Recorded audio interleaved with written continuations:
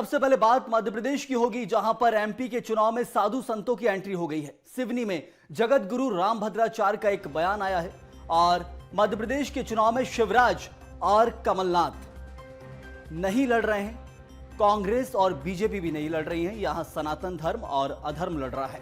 तो देखिए आप, कितना बड़ा बयान है। एक तरह जहां कहा जा रहा है कि सनातन की ही बात की जा रही है, सनातन की ही चर्चा है, और ऐसे में सिवनी में जहां जगत गुरु रामभद्राचार्य का यह बयान है, मध्य प्रदेश के चुनाव में शिवराज और कमलनाथ नहीं लड़ रहे हैं, कांग्रेस और बीजेपी भी नहीं लड़ रहे हैं, यहां सनातन धर्म और अधर्म की लड़ाई चल रही है।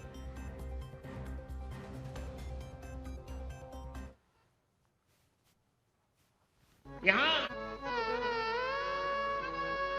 शिवराज सिंह और कमलनाथ नहीं लड़ रहे हैं, ये तो नाम कहा जा रहा है। भाजपा कांग्रेस नहीं लड़ रही है, यहां दो लड़ रहे हैं, सनातन धर्म और अधर्म।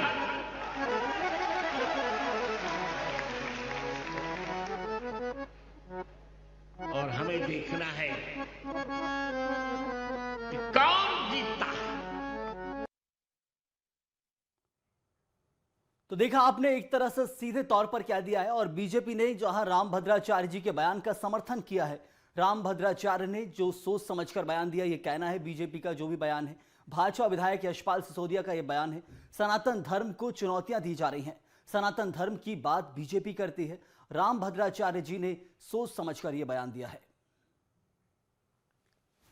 देखिए, महामंडलेश्वर जी हैं, अगर महामंडलेश्वर जी ने कुछ कहा है तो सनातन धर्म को लेकर को, संस्कार को लेकर के, संस्कृति को लेकर के, और जिस प्रकार से जो तत्कालीन यूपीए का वर्तमान घटक इंडिया INDA, उनके समूह वाले, उनके साथ वाले अगर कर्नाटका से सनातन धर्म को डेंगू मलेरिया नेस्तनाबूद कर देंगे, तो ये इस प्रकार से जब बयान आते हैं तो इस समय धर्मशास्त्र बोलता है, और धर्मशास्त्र बोलता है तो धर्म के जो आचार्य हैं, जो महामंडलेश्वर है, अगर उन्होंने इसकी व्याख्या की है तो मैं समझता हूं कि अपना अनुभव है। तो गुरु रामभद्राचार्य जी का सीधे तौर पर कहना है कि धर्म और अधर्म की लड़ाई है। वहीं जगत गुरु रामभद्राचार्य के बयान पर कांग्रेस ने भी पलटवार किया है। कांग्रेस मीडिया सेल के उपाध्यक्ष भूपेंद्र गुप्ता का बयान सामने आया।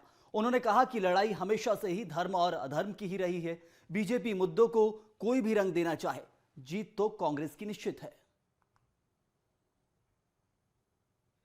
भगवान के मंदिरों में लूट करते हैं, महाकाल को लूट लेते हैं, वो निश्चित रूप से अधर्मी है। तो जो धार्मिक लोग तो जीतेंगे ही, जो मंदिर बनवाते हैं, जो मंदिरों का निर्माण करवाते हैं, जो हनुमान जी की आराधना करते हैं, निश्चित रूप से उनकी जीत होगी। धर्म अधर्म की लड़ाई है और अधर्मी लोग हारेंगे, और अधर्मी लोगों को के बारे में जो संत लोग हैं वो तो दिव्य दृष्टि उनके पास होती है, तो उन्हें इन अधर्मी लोगों को चिन्हित करवाना चाहिए।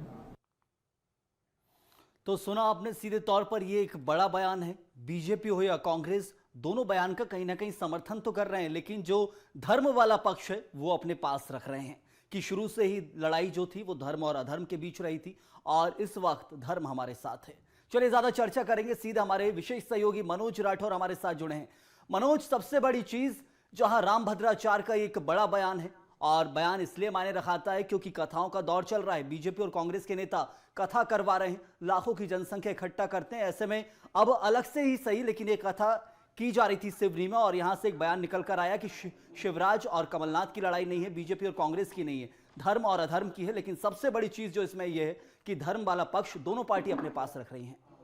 संयम, बिल्कुल लगातार मध्य प्रदेश की सियासत में जिस तरीके से धर्म को लेकर राजनीति की जा रही है, और लगातार सनातन को लेकर भी कहीं ना कहीं सियासत तेज हो गई। और हालांकि ये पूरा जो मामला था वो तमिलनाडु के मुख्यमंत्री के बेटे के जो बयान के बाद बीजेपी दिल्ली से लेकर पूरे राज्यों में लगातार कांग्रेस को घेरने के लिए लगातार बयानबाजी कर रही है, और लगातार सनातन धर्म को लेकर मध्य प्रदेश में भी सियासत के तौर पे जो एंट्री हुई है उसको लेकर कहीं ना कहीं अब बीजेपी और कांग्रेस इस पूरे मामले पे जो है लगातार अपनी तरफ से बयान दे रही है। हालांकि ये बयान इसलिए भी सामने निकल कर आया क्योंकि जगत गुरु रामभद्राचार्य जो कि सिवनी में वहाँ पर प्रवचन उनके द्वारा दिए जा रहा है। उस दौरान उन्होंने कहा है कि किस तरीके से मध्य प्रदेश में चुनाव चल रहे हैं। उन्होंने सीधे तौर पे जो लड़ाई है वो बीजेपी और कांग्रेस के बीच में नहीं बताई है। साथ ही उन्होंने मुख्यमंत्री शिवराज सिंह चौहान और पूर्व मुख्यमंत्री कमलनाथ के बीच में चुनाव की लड़ाई नहीं बताई है।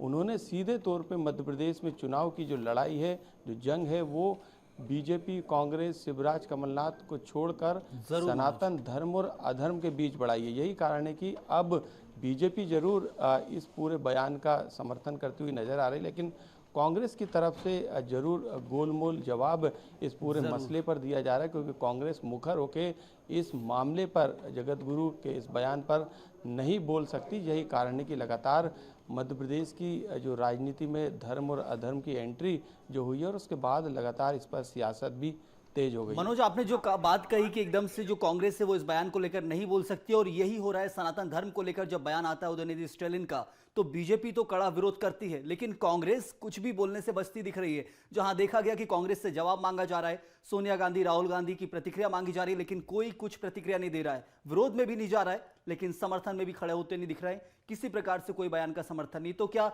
आखिर किसके पलड़े में धर्म है और किसके पलड़े में अधर्म है, ये साफ तौर पर दिख रहा है अब।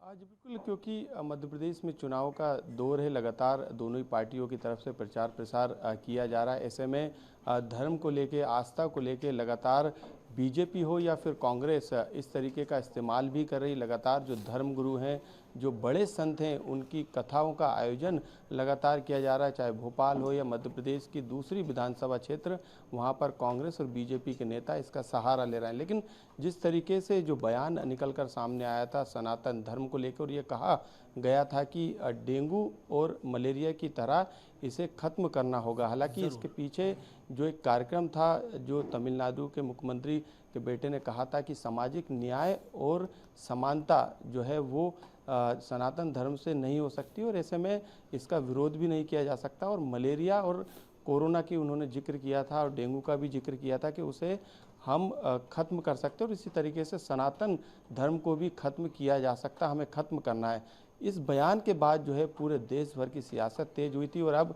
इसकी एंट्री मध्य प्रदेश में भी काफ़ी दिनों पहले हुई है। लेकिन अब जगत गुरु के बयान के बाद अब सियासत पहले से ज़्यादा तेज हो गई है, क्योंकि जो लड़ाई है उसमें कांग्रेस अधर्म के साथ है या बीजेपी अधर्म के साथ है, सनातन धर्म के साथ बीजेपी है या फिर कांग्रेस सनातन धर्म के साथ है। हालांकि सभी सनातन धर्म के साथ खुद को बताती हैं दोनों ही पार्टियां। अलग अलग दावे दोनों ही पार्टियों की तरफ से लगातार कांग्रेस की जरूर तरफ मनोज, से सनातन के लिए खड़े दोनों हैं, लेकिन बात सबसे बड़ी है कि जब बयान आता है तो समर्थन में कौन खड़ा है, विरोध कौन करता है, वही सबसे बड़ी चीज है। मैं लौटूंगा आपके पास।